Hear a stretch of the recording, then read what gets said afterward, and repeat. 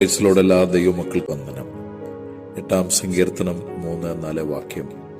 നിന്റെ വിരലുകളുടെ പണിയായ ആകാശത്തെയും നീ ഉണ്ടാക്കിയ ചന്ദ്രനെയും നക്ഷത്രങ്ങളെയും നോക്കുമ്പോൾ മർത്യനെ നീ ഓർക്കേണ്ടതിന് അവൻ എന്ത്, മനുഷ്യപുത്രനെ സന്ദർശിക്കേണ്ടതിന് അവൻ എന്തുമാത്രം. ദാവീദ് ആശ്ചര്യത്തോടെ ചോദിക്കുന്ന ചോദ്യമാണിത്. എങ്കിലും ദൈവം നമ്മെ ഓർക്കുന്നു.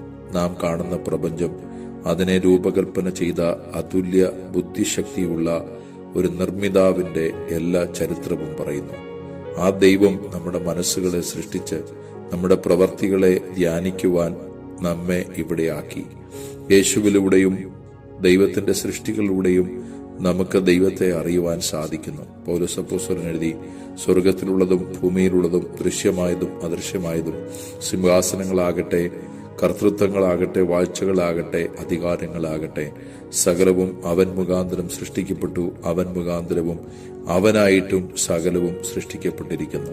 പ്രപഞ്ചത്തിന്റെ പിൻപിൽ ദൈവത്തിന്റെ മഹാകരം നാം കാണുന്നെങ്കിൽ നമ്മെയും ഓർക്കുന്നൊരു ദൈവം, നമ്മെയും അറിയുന്നൊരു ദൈവം, നമ്മെ സൃഷ്ടിച്ച സൃഷ്ടാവ് നമ്മുടെ ജീവിതത്തിന്റെ സകല വിശദാംശങ്ങളെയും നന്നായി അറിയുന്ന ദൈവമാണ് എന്ന ഉത്തമ ബോധ്യം നമുക്കുണ്ടാകണം.